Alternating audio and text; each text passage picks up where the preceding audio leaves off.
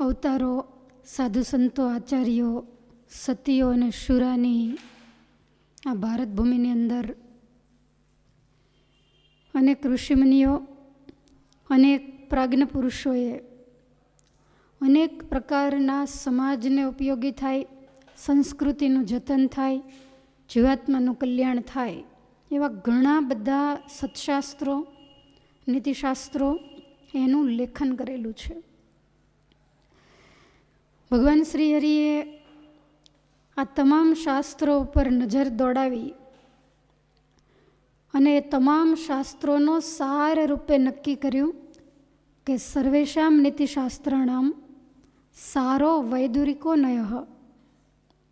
વિદુર નીતિ છે એ તમામ નીતિશાસ્ત્રનો સાર કહેતા નિચોડ છે. એટલે મહારાજ કે એ અમને માન્ય છે. આમ તો વિદુરજીએ પણ ગાગરમાં સાગર ભર્યો હોય એવું લાગે છે. ભગવાન શ્રી હરિ સારગ્રાહી હતા. જ્યાં એમને સારું લાગે ત્યાંથી એ પોતાના આશ્રિતોના કલ્યાણ માટે ભેગું કરે અને પછી મહારાજ શિક્ષાપત્રી વગેરે સત્શાસ્ત્રોમાં કે વચનામૃતની અંદર વાત કરતા. આપણે જન્મંગલમાં મહારાજને ગુણગ્રાહીણે નમઃ એવું કહીએ છીએ. ક્યાંયથી કચરો ભેગો કરવાની આદત ભગવાન શ્રી હરિને નહોતી. અને આવી રીતે દરેક શાસ્ત્રો સંપ્રદાયોમાંથી સાર ગ્રહણ કરી અને કળિયુગની અંદર જીવનું સહેજે સહેજે કલ્યાણ થાય એવા અદ્ભુત સંપ્રદાયની સ્થાપના કરી. રામાનુજાચાર્યજી પાસેથી તત્વદર્શન મહારાજે સ્વીકાર્યું. આપણો જે વિશિષ્ટાદ્વૈત મત એ રામાનુજાચાર્યના મત પ્રમાણે છે. વલ્ભાચાર્યજીની સેવા રીતિ લીધી, જ્યાં જેટલું સારું લાગ્યું એટલું લીધું. સાંખ્ય અને યોગવાળા પાસેથી આત્મજ્ઞાન લીધું. જગતની અંદર રહેવા છતાંય નિર્લેપપણે રહી સંસાર વ્યવહાર પણ થાય અને પરમાત્માનું ભજન પણ કેવી રીતે થઈ શકે, તો એવું વિચારી અને મહારાજે એ વસ્તુને યોગશાસ્ત્રમાંથી સ્વીકારી. મોટા મોટા આચાર્યોએ વેદ પુરાણ વગેરેનું મંથન કરી અને જે સાર કાઢ્યો એમાંથી બધું થોડું થોડું ભગવાને લીધું. એટલે આને કહેવાય સારનો પણ સાર. દૂધનો સાર છે માખણ, પણ એ માખણને ગરમ કરે તો હજી એનો સાર પણ નીકળે. તમામ આચાર્યો, મહાપુરુષો, ઋષિમુનિઓએ માખણ તૈયાર કર્યું અને ભગવાન શ્રી હરિએ વળી પાછો એનો સાર કાઢ્યો. અને એટલે સહેજે સહેજે આ ઘોર કળિયુગની અંદર કોઈ પણ પ્રકારની સાધના વિના આપણે ભગવાનની પ્રાપ્તિ કરી શકીએ છીએ. આમ પણ તમે જોજો, એક જ પ્રકારના ફૂલનો હાર હોય ને તો એટલો બધો સારો નહીં લાગે, પણ અલગ અલગ પ્રકારના ફૂલ એ હારની અંદર જો ગૂંથ્યા હોય તો એ હાર ખૂબ જ સુંદર લાગે. મહારાજે 2-5 ફૂલ રામાનુજાચાર્ય પાસેથી લીધા, એમના બગીચામાંથી ચૂંટ્યા. 2-5 ફૂલ વલ્ભાચાર્યજીના બગીચામાંથી ચૂંટ્યા.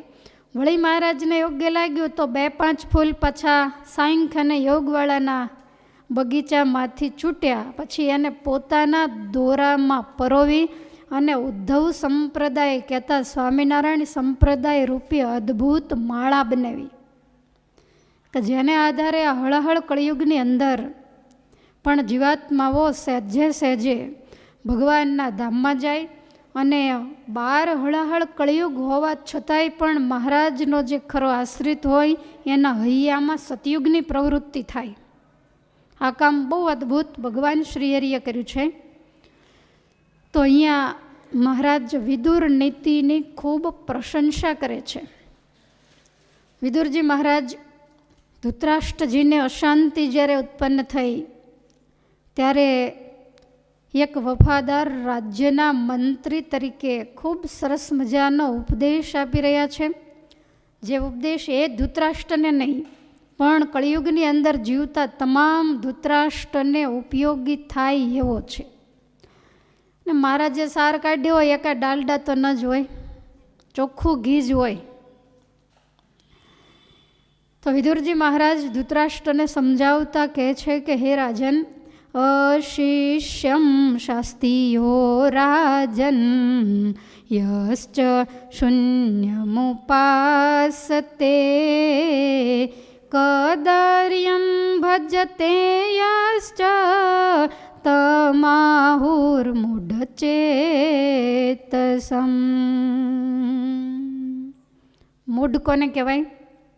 તો એના લક્ષણો વિદુરજી મહારાજ આગળ બતાવે છે કે જે પોતાનો શિષ્ય નથી, જેને આપણામાં વિશ્વાસ કે ભરોસો નથી, જેને આપણી સાથે કોઈ પણ પ્રકારની લાગણી નથી, જેને આપણી ગરજ નથી, જે આપણો શરણાગત નથી, એને બેસાડી અને સામ્યથી ઉપદેશ દીધા કરે, આને મૂઢ કહેવાય. જેને આપણી વાત સાંભળવામાં જરાય રસ નથી, પણ છતાંય બેસાડી અને ઉપદેશ દે તો એ ડાયો નથી. જેને શ્રદ્ધા નથી એને ઉપદેશ દેવો વ્યર્થ છે. ઘણા શ્રદ્ધા ન હોય અથવા તો જીવનમાં નાસ્તિકતાનો ભાગ પડ્યો હોય, પણ કોઈ પણ પ્રકારની કથાઓ સાંભળે તો એમને કથાની રજૂઆત ગમે, દૃષ્ટાંતો ગમે, ભાષા ગમે, તો એથી કરીને સાંભળે ખરા કે મને ગમે બહુ, પણ એ પ્રમાણે હું કરું નહીં. તો આવાને ઉપદેશ દેવાનો વિદુરજી કહે છે કે કોઈ મતલબ નથી. કોઈ પણ અજાણી વ્યક્તિ આવે જેનો કોઈ પરિચય નથી તો એને સીધો ઉપદેશ નહીં દેતા પહેલાં એનો પરિચય પૂછવો પડે. અને પછી આપણને એવું લાગે કે નહીં મુમુક્ષુ છે અને કાંઈક ભગવાનના માર્ગે વળશે તો વળી એને બે શબ્દો કહેવાય. પહેલાં એની સાથે મિત્રતા કરવી, કહેતા સુહૃદ ભાવ કેળવવો, એનું હૃદય તપાસવું અને પછી એની સાથે વાત કરવી. તો આવી રીતે જે પોતાના શિષ્ય કે શરણાગત નથી, પોતાની સાથે લગાવવાળા નથી, એને ઉપદેશ દેનારો એને મૂઢ કહેવાય. એ પોતાનો ખોટો સમય બગાડી રહ્યો છે.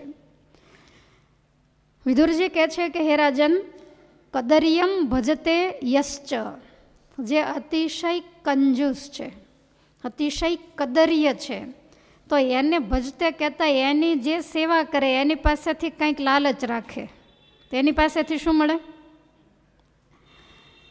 એની પાસેથી કંઈક ધન કે સહાયની લાલચ રાખે તો એને મૂઢ કહેવાય. જે દાતાર હોય, જે દયાળુ હોય, તો એની પાસે કંઈક આશા રાખે ને એની સેવા કરે તો વળી કંઈક આપે. કારણ કે આ પોતે જ મક્ખી ચૂસ હોય. મહારાજને બધાએ કીધું કે પ્રેમજી શેઠ પાસેથી રસોઈ લ્યો. તે મહારાજે પરણે રસોઈનું નક્કી કરાવ્યું. મહારાજ જમી રહ્યા, પછી મહારાજ કે શેઠ મુખવાસ, તો કે આપણે રસોઈની બોલી છે, મુખવાસની નથી. કોઈ હરિભક્તો આવ્યા હોય ગઢડામાં, ગઢડાના જમાડવાના જ નહોતા, જેટલા દરબારમાં હોય એટલા જ. હવે સાથે નાના બાળકો લાવ્યા હોય ને જો ખોળામાં લઈને બાજુમાં લઈને બેસે તો શેઠ કે છોકરાઓને બોલી નથી થઈ. પાર્ષદોને બેસાડે તો કે મહારાજ તમે કીધું તું ને સાધુને રસોઈ દેજો, આ તો પાર્ષદ છે, તો આની પાસેથી શું આશા રાખવી? આ તો ભગવાન શ્રી હરિ હતા એટલે બધાએ સીધા ચાલ્યા અને બધાયનું કલ્યાણ ગમે તે રીતે મહારાજે કર્યું. એટલે જે આવા હોય તો એની પાસે કોઈ આશા ન રાખવી. તેલમાં પડેલી માખી ચૂસી જાય, એ આપણને શું આપે? તમે સરસ મજાની રેતી લઈ અને એને દળવા બેસો અથવા તો એને ઘાણીમાં નાખીને પીલો તો તેલ નીકળે? તો આ બધાય માણસો એવા છે જે કદર્ય, કંજૂસ કરતાં એક સ્ટેજ જેને નીચું કહેવાય.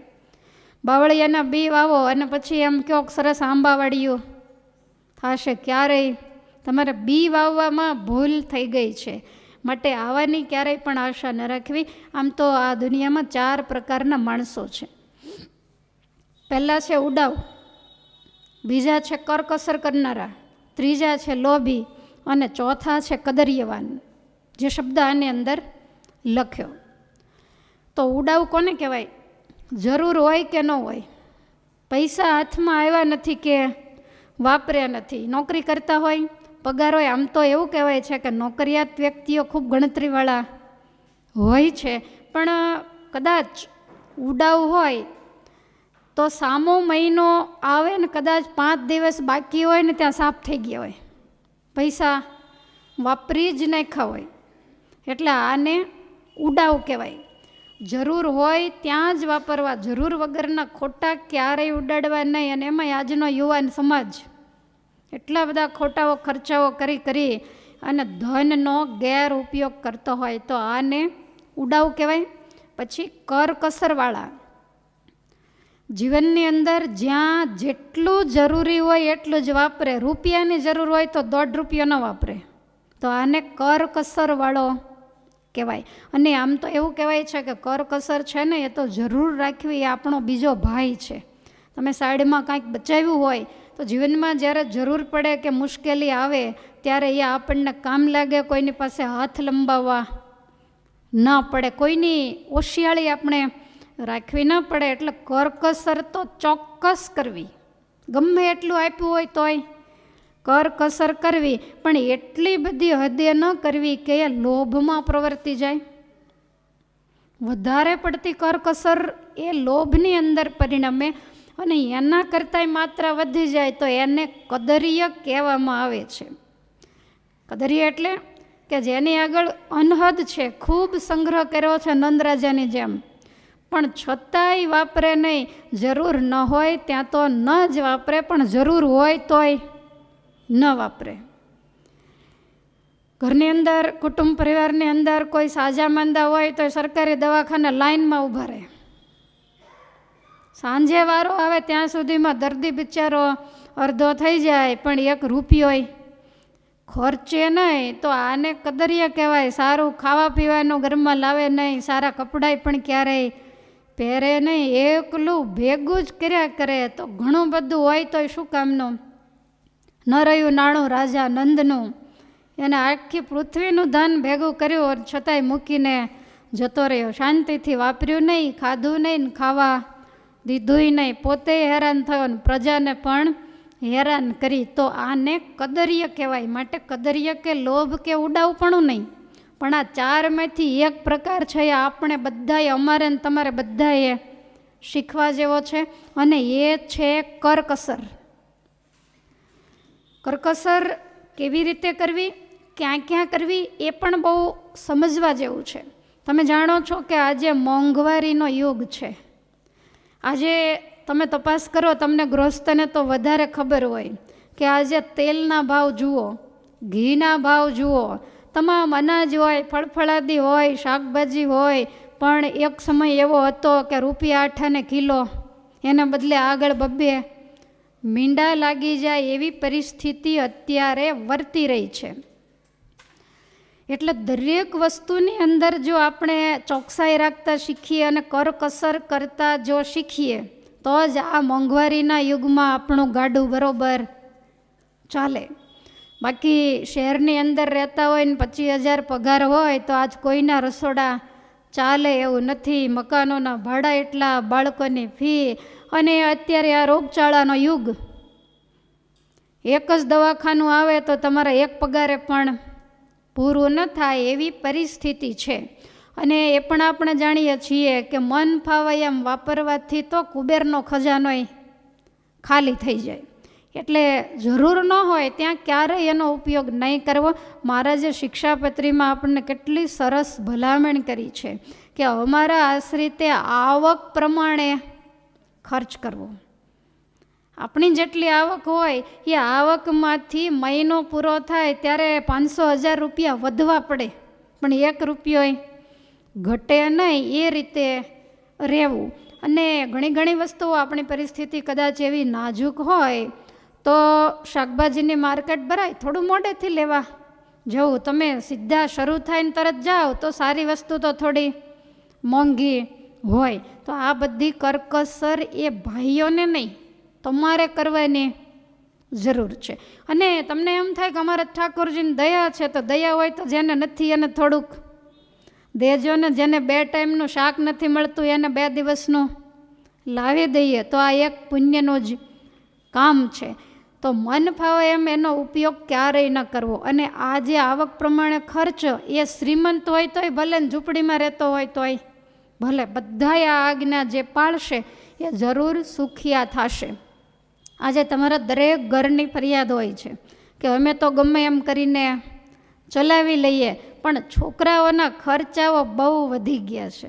અને તમને એ પણ ખ્યાલ છે કે તમે અહીંયા ગમે એવા કાચા મકાનમાં રહેતા હો, પણ તમારે દીકરાનું સગપણ કરીને લગ્ન કરવાના થાય એટલે મકાનનું રિનોવેશન કરવું જ પડે. જૂના હોય તો એને પાડીને નવા કરવા પડે. સુરતની અંદર તમે ભાડે રહેતા હો અને તમે કરકસર કરીને એક જ રૂમની અંદર રહેતા હો, પણ દીકરાના લગ્ન થાય એટલે 2 રૂમ રસોડાનો ફ્લેટ લેવો જ પડે. ગમે તે આગું પાછું કરીને અહીંનું મકાન કાઢીને પણ ત્યાં કાંઈક વ્યવસ્થા કરવી પડે. તમે રાહ જોઈ રહ્યા હો, પણ દીકરાને પરણાવો હોય એ ઘરે હાથી બાંધ્યા જેવું જ. તમે હાથી તમને કદાચ કોઈક દાનમાં આપે, માની લો, પણ ઘાસ તો હાથીને કાંઈ એક કોળીએ થઈ જાય. એટલે નાના સમાજના અત્યારના ખર્ચાઓ એકબીજાની દેખાદેખીથી ખૂબ જ વધી ગયા છે. કારણ કે ટીવીઓ ઉપર, ચેનલો ઉપર નવા કપડાં દેખાય, એડવર્ટાઈઝ બધી આવતી હોય ને જોતા હોય, જેવા કપડાં દેખાય એવા તરત જ લેવાનું મન થાય. બૂટ ચપ્પલ દેખાય નવા તો એ તરત ખરીદે. વાળના કંઈક નવા નવા શૃંગારના સાધનો હોય, શરીરના શૃંગારના સાધનો જુએ એટલે તરત જ ખરીદે. અને તમે ના પાડો તો ઘરમાં કજિયા કંકાસ થાય. મોબાઈલનું નવું મોડેલ આવ્યું નથી, નાણે લીધું નથી. બહુ રૂપિયાવાળાની આ દશા છે. તમે વિચાર કરો કે 5,000નો મોબાઈલ હોય તોય એ જ રીતે વાત થાય, અને 2 લાખનો મોબાઈલ લ્યો તો એ જ પ્રમાણે વાત થાય. અત્યારે તમે જુઓ તો રૂપિયાવાળાને એવું કે 12 મહિના ગાડી બદલે, તો ગાડી એમનેમ આવે છે. 12 મહિના ચલાવો એટલે એમાંથી કેટલા બધા રૂપિયા કપાઈ જાય. તો 12 મહિને 2 વર્ષે ગાડી બદલે. તમે 10 લાખની ગાડીમાં બેસો ને તોય અહીંયાથી ભાવનગર પહોંચતા 2 જ કલાક થાય, અને તમે કરોડ રૂપિયાની ગાડીમાં બેસો તોય ભાવનગર પહોંચતા તો કંઈ કરોડ રૂપિયાવાળી ગાડી છે એ કોઈ આકાશમાં ઉડ્ડયન ભરનારી નથી. પણ આ એક પ્રકારની ઘેલછા છે. તમે બહુ સારી ફેસિલિટીવાળી ગાડીમાં બેસશો તો ઊંઘશો. થોડીક અમારે ખટારા જેવી હશે તો રોદો આવે ત્યારે ઠાકોરજીને સંભાળશો ને ભગવાનનું નામ લેશો. એટલે આ જે વસ્તુ છે બધી બિલકુલ ખોટી છે. વર્ષની અંદર 5 થી 7 જોડી કપડાં હોય તો તમારે વરસ પૂરું ના થાય, પણ છતાંય 25-25 જોડી કપડાં, કંઈ એનાથી વધારે કપડાઓના કબાટ છલકાતા હોય છે. ભાઈઓના ને બાઈઓના બધાના. ભાઈઓનો તો વળી થોડો કોઈ કંટ્રોલ હોય, બહેનોને તો એના કરતાંય વધારે. અને અત્યારે તો એવો સમય આવ્યો છે કે એ પ્રસંગની અંદર જે કપડાં પહેરાય બીજા પ્રસંગમાં નહીં પહેરવાના. અને એ કપડાં પાછા એવા હોય કે ઘરકામ કરતાંય ન પહેરાય, અને એ કપડાં સમય પ્રમાણે એવા હોય કે ફરવા જાય ત્યારે ન પહેરાય. ત્યારે તો બિલકુલ બીજા જ પહેરવાના હોય. તો એ સાડી ક્યાં કામ લાગે, એ ચોલી ક્યાં કામ લાગે?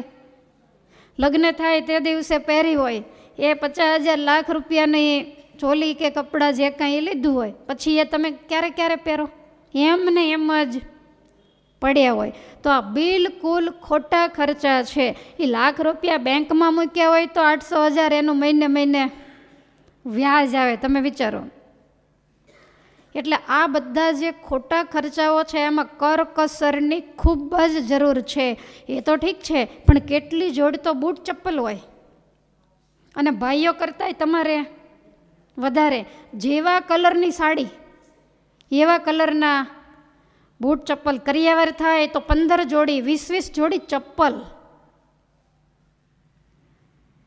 તો આ બિલકુલ ખોટો ખર્ચો છે. તમારે તો ચપ્પલ એ કલરના, હોઠ એ કલરના, ચાંદલો એ કલરનો, પર્સ એ કલરનો, અને હવે લટકાનું માસ્ક એ કલરનો. મોઢે માસ્ક પણ એવો બાંધે. લગ્ન સમયની અંદર તો બધાય મજાક ઉડાવતા હોય કે સાચું હોય ખબર નથી, પણ વરઘોડિયા પરણે એ વખતે તો ખાસ માસ્કનું હતું, આ ગયા નહીં આગલા વર્ષે, તો એ માસ્ક ઉપર ડાયમંડ લગાડે, એની શેરો લગાડે. હવે આ કોઈ સુશોભનનું સાધન છે માસ્ક? એ તમારા લગ્નમાં તમે મોઢું ખુલ્લું નથી કરી શક્યા, આમાં આનંદ શેનો કયો જોઈએ? તો આ બધી વધારે પડતા ઉડાવપણાના જ લક્ષણો છે, અને આ મૂઢના જ લક્ષણો છે એમ કહીએ તોય જરાય ના નથી.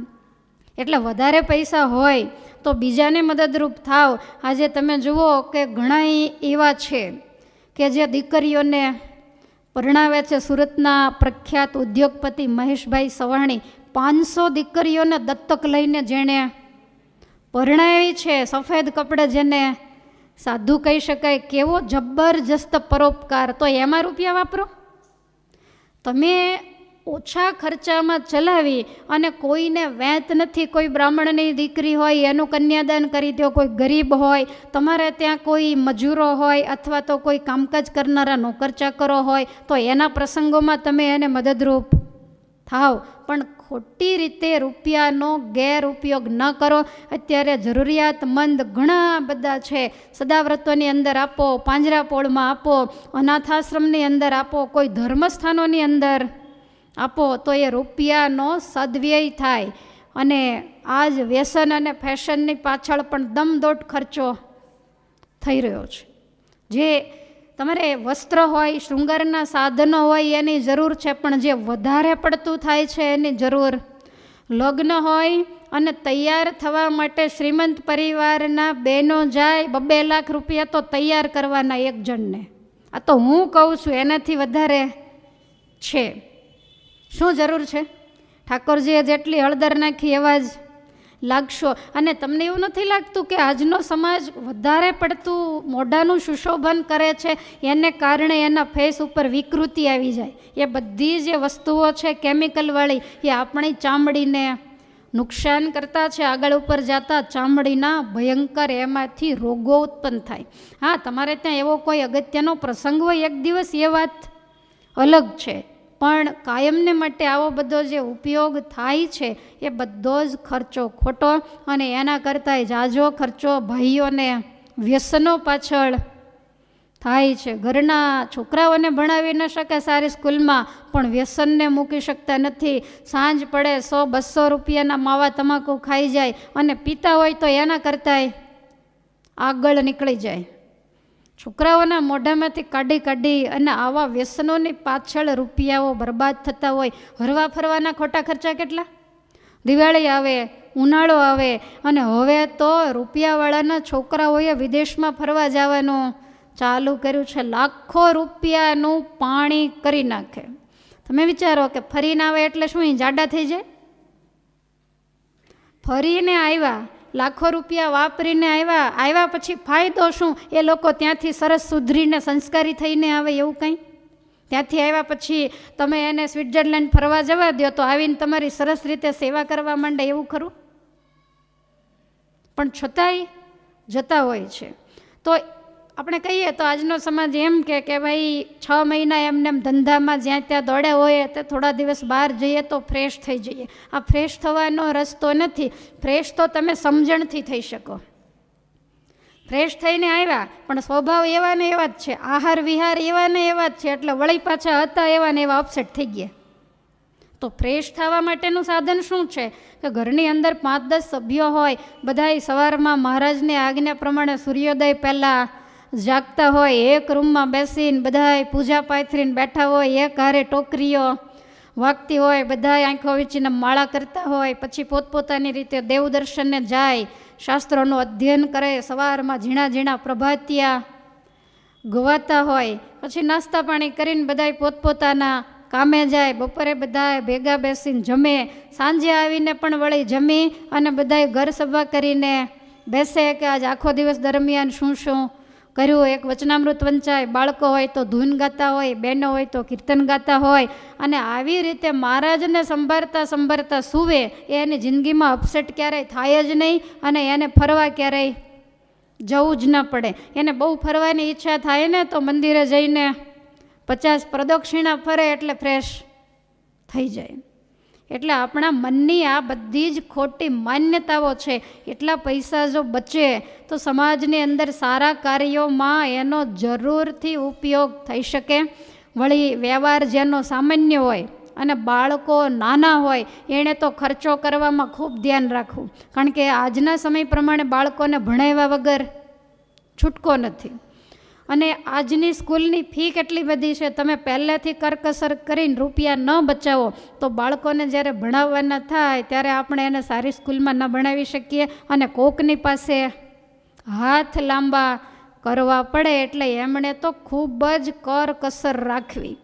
અને સમય એવો છે કે બહેનોએ પણ શરીર સારું હોય, સમય હોય અને કાંઈક એવો ધંધો મળી રહે એવું હોય તો એણે પણ બેસી ન રહેવું. હા, બધી રીતે સારું હોય અને પછી ઘરકામ કરે, બાળકોને સંસ્કાર આપે અને ભગવાનનું ભજન કરે, વડીલોને સાચવે, એ વસ્તુ અલગ છે. પણ શહેરોની અંદર રહેતા હોઈએ તો ભાઈઓની સાથે ખર્ચા એટલા બધા હોય એટલે બહેનોએ પણ કાંઈક કામકાજ વગેરે કરવું પડે. એટલે એમણે પણ મહેનત કરવી અને રૂપિયાની બચત જરૂરથી કરવી. તો આને કરકસર કહેવાય. ઘણીવાર સમાજની અંદર ભલે પોતા પાસે કાંઈ ખાસ હોય નહીં પણ સમાજની સાથે રહેવા, તમે નથી કહેતા બધાની જોડે રહેવું જોઈએ. એટલે સમાજમાં બધાની સાથે રહેવા કહેતા પોતાની જાતને પણ કાંઈક મોટી ચિતરવા માટે લોકો જાનમાં કોઈ જાણે નહીં, વરની ફઈ હું એના જેવું કરતા હોય છે. અને એને કારણે ઘણા બધા ખોટા ખર્ચાઓ કરતા હોય છે કે ભાઈ ફલાણાને ત્યાં લગ્નમાં જવું છે તો કપડાં તો લેવા પડશે. હવે લગ્ન ક્યાંય દૂરના દૂર હોય, આપણી પરિસ્થિતિ પ્રમાણે પહેરીને જવાય, કારણ કે ત્યાં આપણને કોઈ ઓળખતું ન હોય. તો આમાં પણ ખોટા ખર્ચાઓ બચી જાય.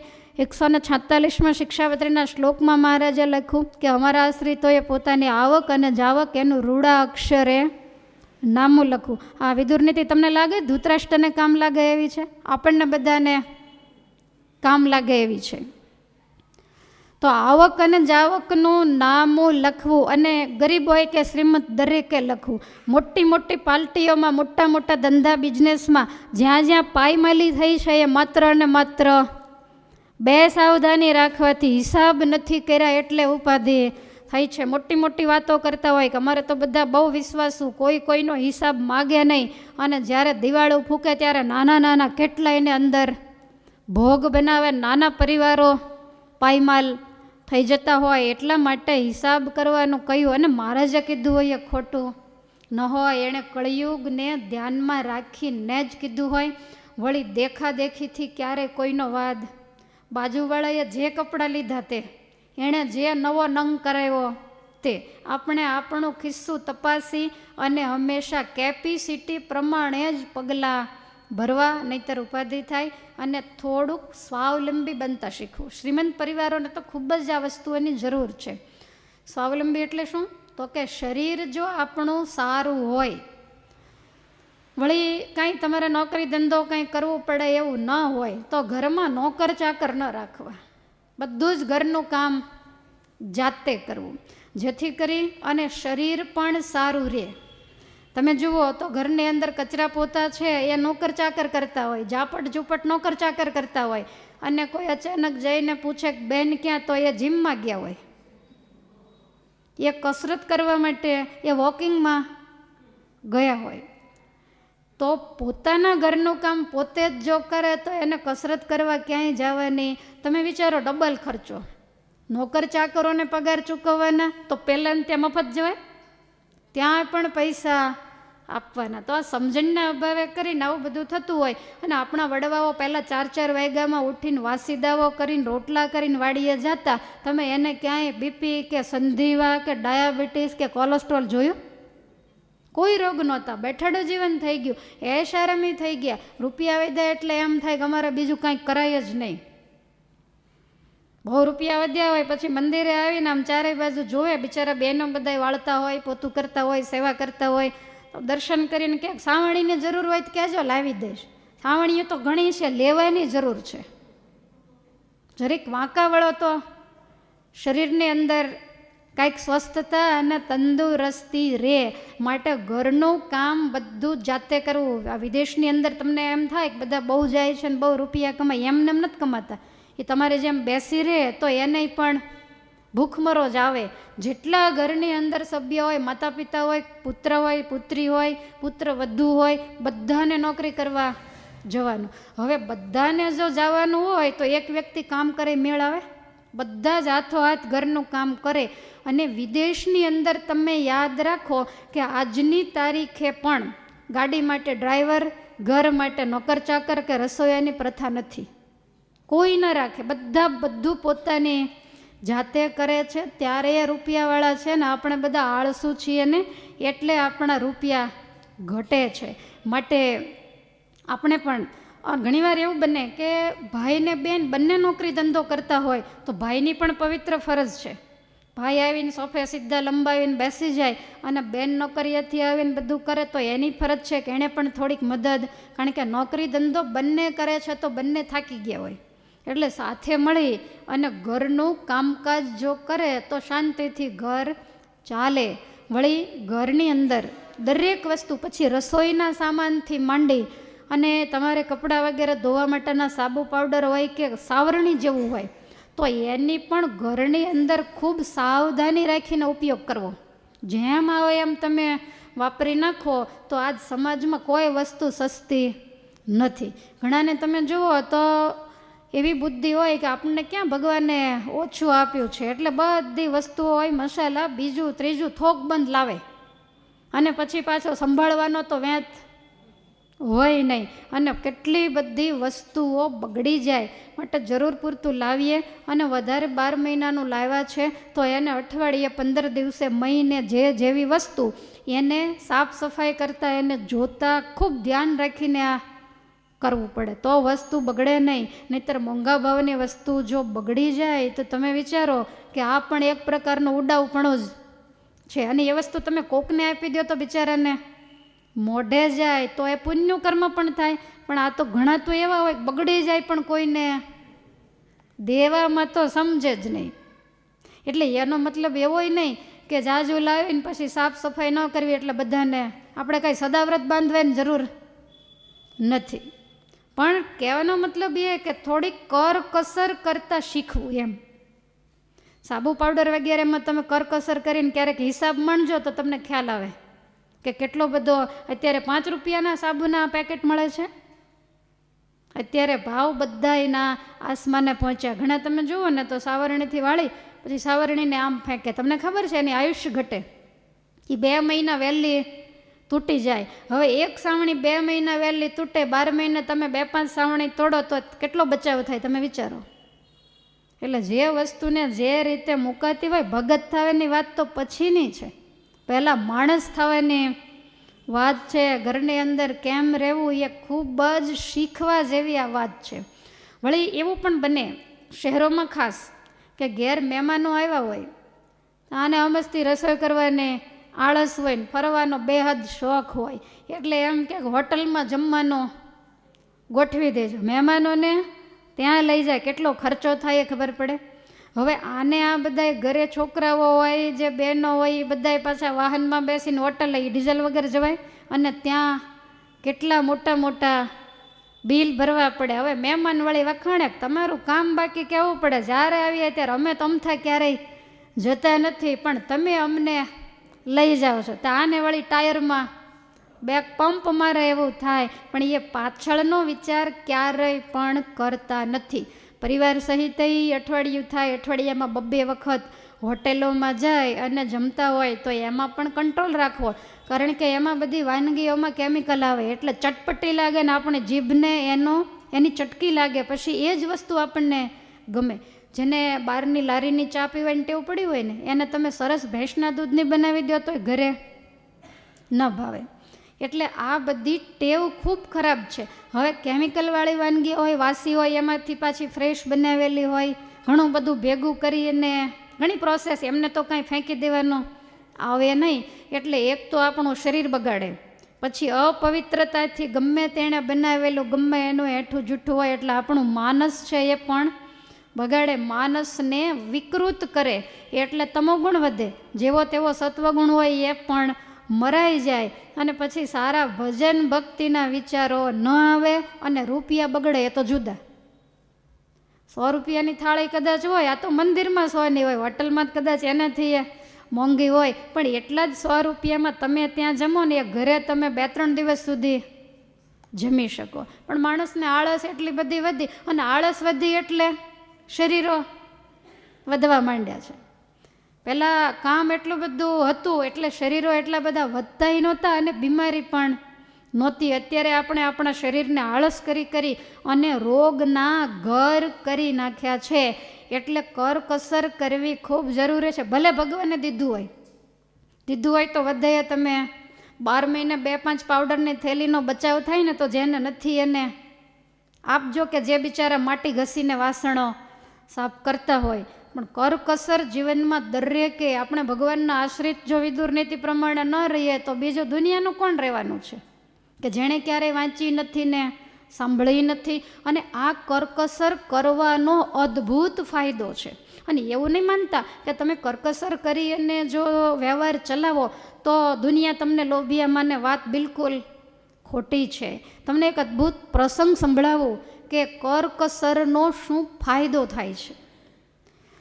સદગુરુ ગુણાતીતાનંદ સ્વામીના આશીર્વાદથી ગોંડલના મહારાજા સંગ્રામજીત અને મહારાણી મોંઘીબા, એમની કુખે એક પુત્ર રત્નનો જન્મ થયો. એ વખતે આચાર્ય પદ ઉપર વડતાલમાં ભગવત પ્રસાદજી મહારાજ હતા. આ મોંઘીબા તો ખૂબ સારા સત્સંગી હતા. હરિલીલામૃતની અંદર જેની કથા વિસ્તારથી નોંધાયેલી છે.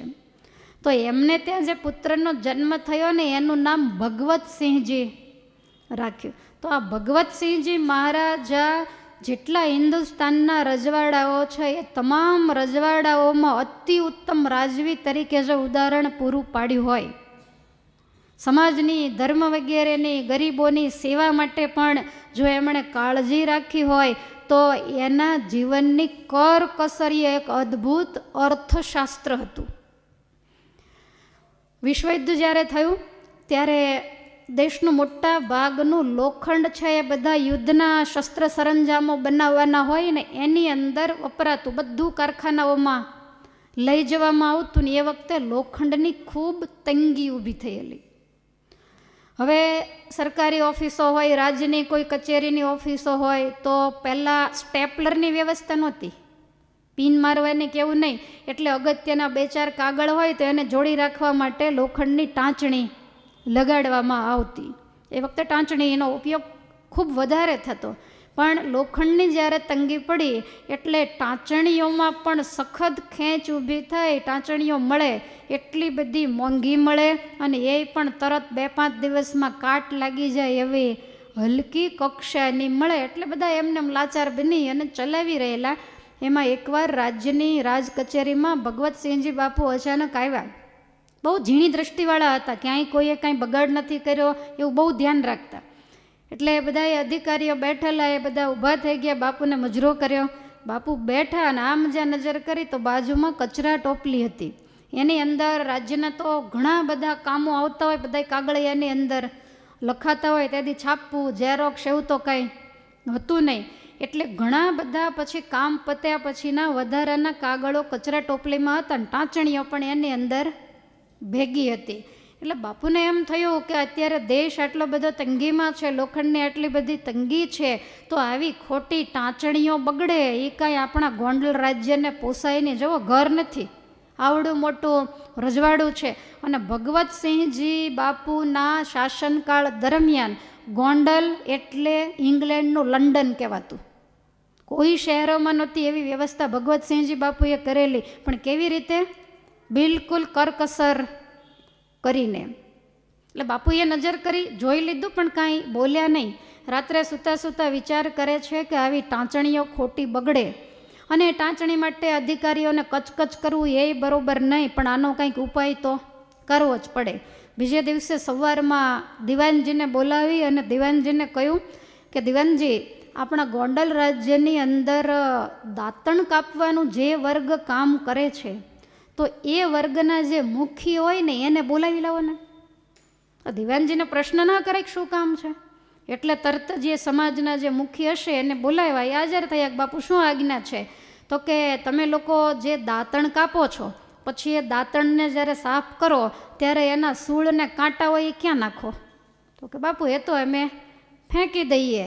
એટલે રાજા કહે છે કે એક કામ કરો, આજથી જ તમારા આખા સમાજને તમે કહી દો કે દાંતણ સાફ થાય એ શૂળોનો ઢગલો કરવાનો, સાંજે એમાંથી મોટી મોટી શૂળીઓ જે ટાંકણીને બદલે વાપરી શકાય તો એ બધી શૂળી રાજ કચેરીની અંદર થપ્પા કરીને આપી જવાની, ગોઠવીને. અને આવી રીતે જો નહીં કરો તો દંડ કરવામાં આવશે. હવે આ રીતે કહ્યું તો કે કાંઈ વાંધો નહીં બાપુ, એ તો અમારે આમ પણ વધારાના ફેંકી જ દેવા પડતા હોય. તો કે પણ વાર નહીં, કાલથી જ માંડો દેવા. અને બીજા જ દિવસથી મહારાજા ભગવતસિંહજી બાપુનું ફરમાન દરેક કચેરીઓમાં લાગી ગયું અને બધા જ હવે ટાંકણી કે પિનને બદલે આ સૂળી, ગાંડા બાવળના કાંટા મોટા હોય એટલે એનો ઉપયોગ માંડ્યા કરવા. અને બધા અધિકારીઓ કહે છે કે બાપુ આ તો ટાંકણી કરતાંય સારું કામ, કારણ કે એની અણી એકદમ તીક્ષ્ણ હોય, બહુ સારું કામ આપે છે. બાપુ કહે છે કે હવે એને ફેંકી દો તોય કાંઈ ચિંતા નથી. અને આવી રીતે સમય પછી સમય જવા માંડ્યો ને 2 વર્ષ ગયા એટલે ભગવતસિંહજી બાપુએ દિવાનને કહ્યું કે આપણે આ ટાંચણીઓનો બચાવ કર્યો એનો હિસાબ માંડો જોઈ. તો 2 વર્ષનો દિવાન હિસાબ કરીને કહે છે કે નામદાર, આ ટાંચણીઓનો બચાવ કરીને કાંટા તમે જે વપરાયવા શૂળીઓ તો એનાથી રાજ્યની તિજોરીને પૂરા 1,22,000 રૂપિયાનો ફાયદો એ વખતે. અત્યારે તો 22 કરોડ કહીએ તોય પૂરું ન થાય, આટલો ફાયદો થયો છે. તો આને કહેવાય કરકસર. આપણે એવા રાજવી તો નથી ને, એમાં કાંઈ નાના થઈ જવાના નથી. અને બીજાની પાસે જ કરકસર કરાવાય એમ નહીં, પોતાના જીવનમાં પણ જબરજસ્ત કરકસર. મહારાજા ભગવતસિંહજીનો ફોટો તમે ક્યાંય પણ જુઓ, શરીર ઉપર ઘરેણું નહીં હોય, બિલકુલ સાદા અને સફેદ વસ્ત્ર પહેર્યા હશે. અને વળી એની ખાસિયત શું કે એ રાજા હોવા છતાંય કપડાં ફાટી જાય ત્યાં સુધી પહેરે. અને ઘણીવાર એવું પણ બનેલું છે કે વસ્ત્ર ભારે હોય પણ કોઈ પણ કારણસર ક્યાંક ફાટી ગયું હોય તો બાપુ કોઈને પણ પૂછ્યા વગર જાતે સોયને દોરો લઈને સાંધીને વસ્ત્ર પહેરતા. કરો છો તમે ક્યારેય આવું? આટલી કરકસર કરે ત્યારે આવડા મોટા રજવાડાઓ ચાલે અને એના એ લોકપ્રિય બની શકે. અને આવી કરકસર હોવા છતાંય માનવતાનું જ્યાં કાર્ય હોય, દેશને ગમે ત્યારે જરૂર પડે તો એનો હાથ હંમેશા ઉદર રહેતો. બીજા વિશ્વયુદ્ધ પછી ઇંગ્લેન્ડને ખૂબ મુશ્કેલી પડેલી તો એ વખતે અંગ્રેજોનું રાજ અહીંયા હતું. એટલે ભગવતસિંહજી બાપુએ એ વખતે ઇંગ્લેન્ડમાં 1 લાખ રૂપિયા જે સૈનિકો મરાઈ ગયા હોય એના બાળકોની મદદ માટે ગોંડલથી મોકલેલા. નહીંતર ભારતના આટલા બધા રાજ્યોમાં ગોંડલનું રજવાડું તો ઘણું બધું નાનું કહેવાય. અને એ વખતે ઇંગ્લેન્ડના વડાપ્રધાન ચર્ચિલ એમણે પોતાની ભરી સભામાં ગોંડલના ભગવતસિંહજી બાપુના ખૂબ વખાણ કરેલા. એમની કરકસરનો એક બીજો પ્રસંગ પણ બહુ જાણવા જેવો છે કે એ વખતે આપણા દેશમાં મોટર ગાડીઓ નહોતી બનતી, વિલાયતમાંથી વાહણો મારફત આવતી હશે. એટલે બાપુ ઘોડાગાડી રાખતા અને મોટર ગાડી પણ રાખતા. રાજ્યની અંદર ક્યાંય પણ જવાનું હોય તો કોઈ દિવસે મોટરનો ઉપયોગ, કારણ કે એની અંદર ડીઝલ પેટ્રોલ બળે. તમે બધા વડીલો બેઠા છો ને એટલે આમાં તમને કાંઈ બહુ સમજ નહીં પડે, પણ મારા શ્રોતા તરીકે તમે આટલા જ નથી. દુનિયામાં ખૂણે ખૂણે ઘણા બધા બેઠા છે અને બધાના જીવનને આ વસ્તુ અતિશય ઉપયોગી છે. તમારો નાનો સમાજ પણ જો સમજે તો ઘણો બધો જીવનમાં ફાયદો થાય એવું છે. તો બહારગામ ક્યારેક દૂર દૂર જવાનું હોય તો મોટરનો ઉપયોગ કરતા. એકવાર કંઈક મોટર ગાડીમાં બેસીને ડ્રાઈવર ને બાપુ પોતે બહારગામ કોઈ કામ પ્રસંગે ગયેલા ને વળતા પાછા વળ્યા તો બાપુની ગાડી બગડી. તો એ વખતે કાંઈ જ્યાં ત્યાં ગેરેજો નહોતા કે કોઈ રિપેર કરી આપે. એટલે ગાડી બગડી, ડ્રાઈવરે કંઈક બાપુ ગાડી તો નહીં ઉપડે, તો કે તું આની કંઈક વ્યવસ્થા કરી. એમ કરીને ઉતરી ગયા, રોડને કાંઠે ઊભા રહ્યા. બાજુમાં એક ગામના સરપંચ ત્યાંથી નીકળ્યા તો આમ દૂર દૂર નજર ગઈ. બાપુએ તો ઊંચું જ ન જોઈ પણ ખબર પડી ગઈ કે આ તો અમારા ગોંડલ મહારાજા ભગવતસિંહજી બાપુ છે. એટલે એ વખતે તારની વ્યવસ્થા હશે એટલે એણે ગામમાં જઈને ગોંડલ તાર કર્યો કે આ રીતે બાપુ અટવાણા છે, રોડે ઊભા છે, માટે બીજી મોટર ગાડી મોકલો. એટલે તત્કાળ ગોંડલથી મોટર ગાડી આવી અને એમાં બાપુએ ડ્રાઈવરને પૂછ્યું કે તને કોણે કીધું મોટર લાવવાનું? એટલે એણે નામ આપ્યું કે આ ગામના સરપંચે મને તાર કર્યો. કંઈ વાંધો નહીં, ત્યારે કાંઈ ન બોલ્યા. પછી ગોંડલ જઈ અને એ ગામની અંદર એક માણસ મોકલીને સરપંચને બોલાવ્યા. એટલે સરપંચને એમ કે બાપુ રોડે ઊભેલા અને મેં એમને આ મોટરની વ્યવસ્થા કરી દીધી એટલે મને કાંઈક ઇનામ આપશે. એટલે બિચારા એ તો હરખાતા આવ્યા અને આવીને મુજરો કર્યો કે બાપુ શું? તો મોટું કાગળિયું આપ્યું કે કાલે તમે જે ગાડી બોલાવી હતી ને તાર કર્યો તો એ તારનો ખર્ચો, મોટરનું ભાડું અને ડ્રાઈવરનું મહેનતાણું તમારી પાસેથી લેવાનું થાય છે. મેં તો કાંઈ તમને કીધું નહોતું અને એ વખતે કાંઈ બોલાય નહીં. એટલે સરપંચ પાસેથી બધું લીધું. એને એમ થયું કે મારી કદર કરવાને બદલે બાપુએ આમ કેમ કર્યું? ત્યારે બાપુએ કહ્યું કે સરપંચ તમને એમ થતું હશે કે અમે લોભી છીએ, અમે કંજૂસ, અમે લોભીને કંજૂસ નથી. તમે અમને પૂછ્યા વગર ગાડી મંગાવી. મારી પ્રજા બધી પગપાળા પ્રવાસ કરતી હોય તો હું ગમે એના વાહનમાં બેસીને ગોંડલ ભેગો થઈ જાત. અને હું જ્યારે આટલી કરકસર નહીં કરું તો મારા જેટલા અધિકારીઓ વગેરે છે એ પણ બધા છૂટે હાથે રાજ્યની તિજોરીનું નાણું વાપરે. તો એણે કરી અને મારી પ્રજા ઉપર આ બધો દંડ જાય. એટલે તમને અને બધાય મોટા અધિકારીઓની આંખ ખોલવા માટે મેં આ કામ કર્યું છે. ત્યારે સરપંચને પણ બહુ આશ્ચર્ય થયું. રાજા કહે છે કે આવી ખોટા રૂપિયા બગડે મારા રાજ્યને બિલકુલ પોસાય નહીં. એકવાર તો એમના રાજકુમાર ભોજરાજજીના લગ્ન હતા. તો લગ્નમાં તો રાજકુમાર હોય એટલે સારા વસ્ત્ર અલંકારોનો નાની ઉંમરમાં શોખ હોય. એટલે મહારાજાએ એમને સરસ મજાનો લગ્નનો પોશાક બનાવી દીધો, પણ ભોજરાજજીને બહુ ગમ્યો નહીં. એટલે મહારાણી કહે છે કાંઈ વાંધો નહીં, હવે લગ્ન તમારા છે તો તમને ગમે એવા કપડાં લઈ આવો. એટલે એમણે બીજું એમને ગમતું કાપડ લઈ અને નવો પોશાક બનાવ્યો. રાજાને આ વાતની ખબર પડી. રાજાને ગમ્યું નહીં, પણ લગ્ન પ્રસંગ હતો એટલે કાંઈ બોલ્યા નહીં. અને તરત જ ભોજરાજજીના લગ્ન પત્યા પછી આદેશ કર્યો કે રાજની તિજોરીમાંથી નવા કપડાના પૈસા હું લેવા નહીં દઉં. તમારા પગારમાંથી એના જે માણસો હતા એને પોતે પગાર ચૂકવતા, પ્રજાનો અને પુત્રનો એક જ સરખો ન્યાય જે કરતા. એટલે એ ભોજરાજજીના પગારમાંથી એ લગ્નના કપડાના પૈસા ભગવતસિંહજી બાપુએ કાપી લીધા. અનેક આવા એના જીવનના સુંદર ઉદાહરણો છે. એના રાજ્યની અંદર કોઈ પણ માણસ, ગામડાનો હોય કે ગોંડલનો હોય, ઘરની અંદર કોઈ પણ કામની વસ્તુ હોય અને એ પછી અમુક સમયે એવું લાગે કે નકામી છે તો બાપુ કોઈને પણ ફેંકવા દેતા નહીં. કોઈ પણ લોખંડનો ભંગાર હોય, કાચનો સામાન હોય, બીજી બાટલીઓ, બીજું ત્રીજું કાંઈ પણ હોય, કોથળા સહિત, તો એ બધી વસ્તુમાંથી ધન ઉપાર્જિત કરીને રાજ્યની તિજોરીમાં જમા કરાવતા. ગોંડલમાં સરકારી ખર્ચે ચાલતું બહુ સરસ એ વખતે મોટું ગેસ્ટ હાઉસ હતું કે જેમાં રાજાના રાજમહેલમાં હોય એવી સગવડતા હોય. એટલે મોટા જે રાજ્યના મહેમાનો આવે એ બધાય ત્યાં ઉતરે.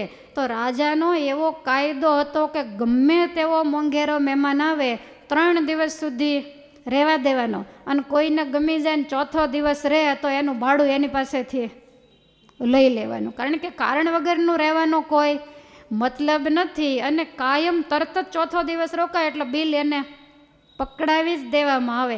એમાં એક વખત કવિવર રવિન્દ્રનાથ ટાગોર તો એ કાઠિયાવાડની અંદર બધા રજવાડાઓની અંદર ફરતા, કારણ કે શાંતિનિકેતન નામની સંસ્થા એમને બનાવવાની હતી. એટલે બધા રાજાઓ એમને કાંઈક મદદ આ તે કરે.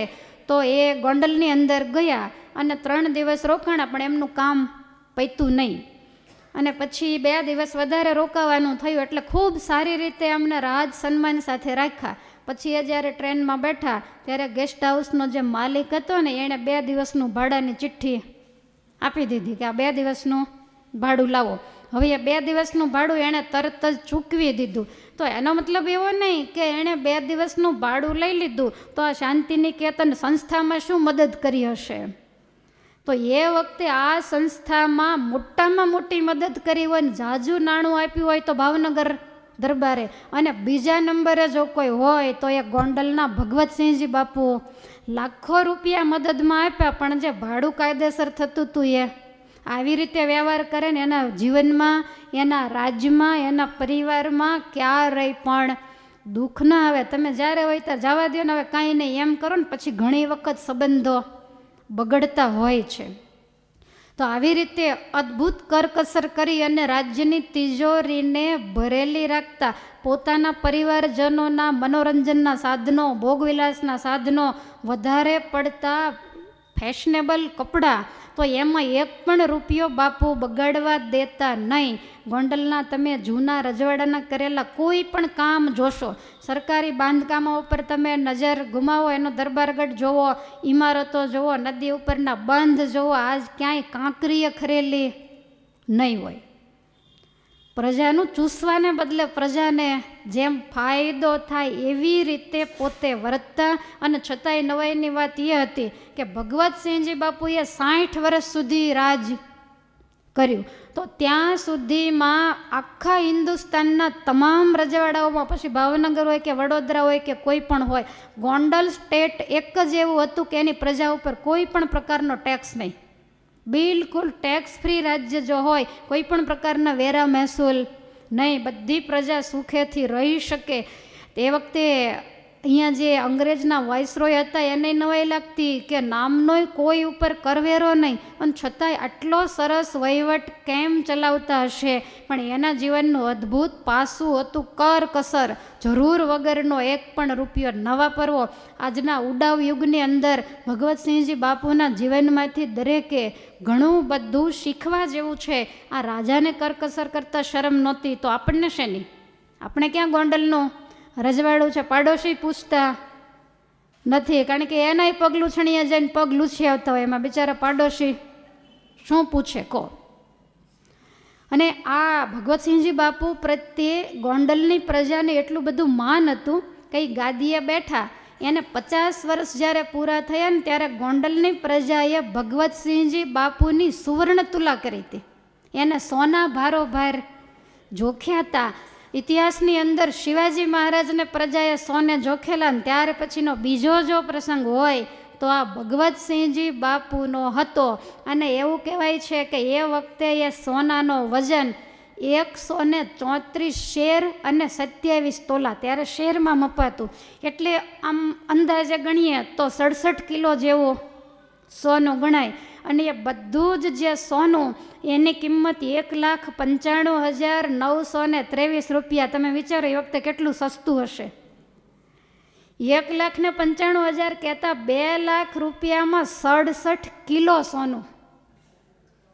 હવે આટલા રૂપિયા એ વખતે સોનાને વેચવાથી આવેલા. ભગવતસિંહજી બાપુએ ફરમાન કર્યું કે આ જે પૈસા છે એમાંથી મારે ગોંડલમાં આજુબાજુના મારા તમામ ગામડાઓની અંદર વાવ, કૂવા, અવેડા વગેરે બંધાવી અને લોકહિતના કાર્ય કરવા છે. એ વખતની સોંઘવારી હું તમને બતાવું કે એ 2 લાખ રૂપિયા જેવું જે આવ્યું એમાંથી ભગવતસિંહજી બાપુએ 183 નવા કૂવા બંધાવ્યા, 257 જૂના કૂવા છે એનું સમારકામ કરાયું, 55 નવા અવેડા બંધાવ્યા અને 53 જેટલા જૂના અવેડાને રિપેર કરાવ્યા, 74 જેટલા હેન્ડપંપ ઠેકાણે ઠેકાણે પાણીની સગવડતા માટે નખાવ્યા, 10 નવા નદીઓ ઉપર ઘાટ બંધાવ્યા અને 2 તળાવ બંધાવ્યા. આટલું બંધાવ્યું ત્યારે 2 લાખ રૂપિયા થયા. તો એ વખતનો સમય કેવો હશે? અને એમાં તમે વિચારો કે 1,22,000ની ટાંચણી બચે એટલે. તો આ એમનો અદ્ભુત રાજ્ય શાસનકાળ હતો અને પ્રજા એ વખતે એટલી બધી સુખી હતી. અને આજે પ્રજા કદાચ દુઃખી હોય તો એમાં કોઈ રાજા જવાબદાર નથી, કારણ કે આપણા ખર્ચાઓ, આપણા મોજ શોખ, આપણા વ્યસનો, આપણી ફેશન એ એટલી બધી વધી ગઈ છે, જેને કારણે મધ્યમ વર્ગ અત્યારે પુષ્કળ પીડાઈ રહ્યો છે. માટે વિદુરજી મહારાજ બતાવે છે કે હે રાજન, અતિ ઉડાવ ન થવું, પણ કરકસર તો જરૂર કરવી અને એટલું બધું કંજૂસાઈ ના થવું. કેમ? તો કે કોકનું રાજ પડાવી પાડવું.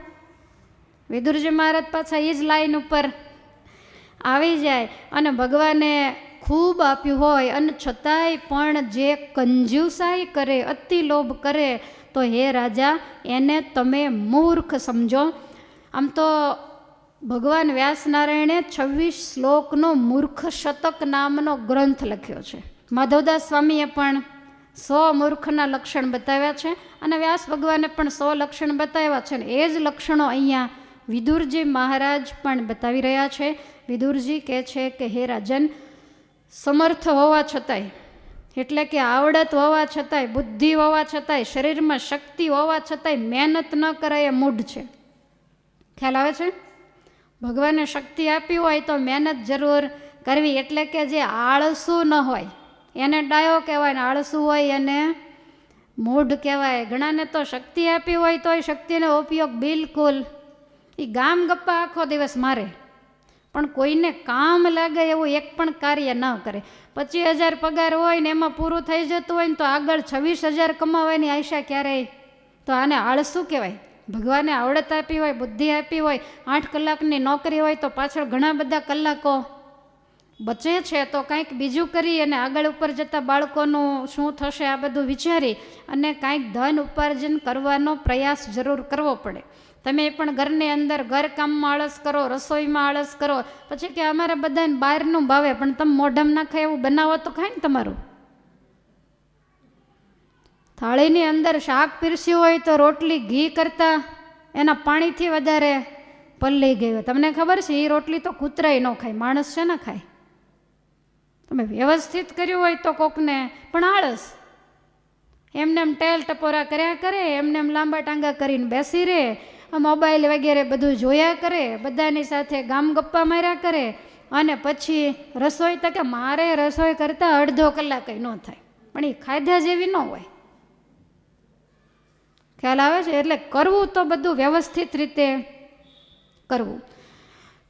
થોડુંક જમે અને છતાંય તૃપ્તિ થાય એવું કરવું. તમે બિલકુલ ખાણ જેવું બનાવો તો લોકોને, ઘરનાને બિચારા થાકીને આવ્યા હોય પરિશ્રમ કરીને, તો એને શું જમવામાં સ્વાદ આવે?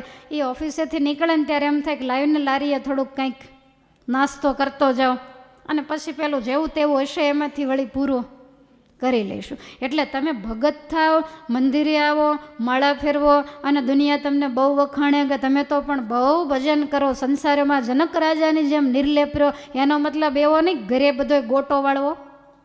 સમજદાર અને સાચો ભક્ત એને કહેવાય કે સંસારને સાચવે અને આધ્યાત્મિક માર્ગમાં પણ ક્યાંય આંચ ન આવે એનું ખાસ ધ્યાન રાખે તો એને ડાયો કહેવાય. એટલે રસોઈ વગેરેમાંય પણ અને સફાઈ કામમાંય ઘણાના ઘર તો તમે જુઓ, અમને તો ઘણીવાર અનુભવ હોય, રસોડામાં પગ મૂકીએ તો આપણને એમ થાય કે ફેવિકોલ પાથર્યું છે. આ તો કઈ રીત છે? ધર્મશાળાના રસોડા એના કરતાં સારા હોય તો બહાર ફૂલ ફટાકિયા થઈને ફરવા કરતાં થોડુંક આવું બધું પણ ધ્યાન રાખો. જેટલી ચોખ્ખાઈ વધારે હશે એટલા રોગચાળા ઓછા થશે અને હિંસા પણ ઓછી થશે. ધ્યાન નહીં રાખો ને પછી અંદર બધા જીવજંતુઓ થાય ને પછી એ બધાને મારો અને પછી પાછા મંદિરે જઈને માળા લઈને બેસો. ઠાકોરજી કે ખાતામાં જમા થાય એવું કંઈ ભેગું થતું જ નથી, બધું વપરાઈ જાય છે. માટે એમાં ક્યારેય પણ આળસ ન રાખવી. બાળકોના ઉછેરમાં નહીં. છોકરાઓને હું તમને દર વખતે આ વસ્તુ કહું છું કે કથામાં આવવું જરૂરી છે, એના કરતાં છોકરાઓનું ધ્યાન રાખવું એ વધારે જરૂરી છે. તમે તાળું મારી અહીંયા કથામાં આવીને બેસી જાઓ કે વિદુર નીતિમાં બહુ મજા આવે છે, પછી છોકરાઓ ટ્યુશનથી આવે એટલે ઓટે દફતર મૂકીને આખી શેરીમાં ફરતા હોય, આ કોઈ માનવતા કે સજ્જનતાનું લક્ષણ નથી. હા, એમાંથી નિવૃત્ત થાવ પછીની વાત જુદી છે. એના ઉપર ધ્યાન આપવું એ આપણી પવિત્ર ફરજ. એ ટ્યુશનમાંથી થાકીને કંટાળીને આવ્યું હોય તો એને આવે એટલે કંઈક નાસ્તો વગેરે કરાવવો, કંઈક એને ભણવા બેસાડવા, એની સાથે કંઈક સારી વાત કરવી, આ બધું ખૂબ જરૂરી છે. પહેલી વિદુર નીતિની જરૂર નથી. એટલે આ બધું જેનામાં નથી એને વિદુરજી મૂઢ કહે છે. એટલા બધા વિદુરજીએ લક્ષણો બતાવ્યા છે કે મને પણ ક્યારેક ક્યારેક ચિંતા વધી જાય છે કે ક્યારે પૂરું થશે. પછી ચિંતા વધે એટલે હું પછી થોડુંક બાયપાસ ચલાવું. વળી વિદુરજી કહે છે કે જુગાર આદિક રમી અને ધન મેળવવાની ઈચ્છા રાખે એને મૂઢ કહેવાય. અત્યારનો ઝડપી જમાનો છે એટલે બધાયને રાતોરાત રૂપિયાવાળા ને ગાડી બંગલાવાળા થઈ જવું છે. હરામનું જો મળતું હોય તો કોઈને મહેનત કરવી નથી.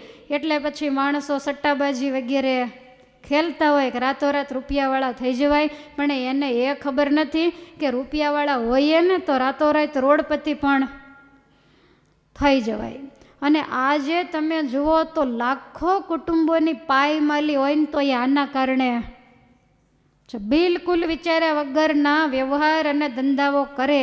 સામેવાળી વ્યક્તિ કોણ છે, એના આચાર વિચાર કેવા છે, કાંઈ પણ જોયા વગર એની સાથે બેઠક ઉઠક રાખે અને એને કારણે આવી બધી શેરબજાર હોય, સટ્ટાબાજી હોય, એની અંદર હોય એ ધન પણ ગુમાવે. બાપ દાદાની પરસેવો પાડી અને મેળવેલી મિલકત છે એ પણ એમાં ખોઈ નાખે.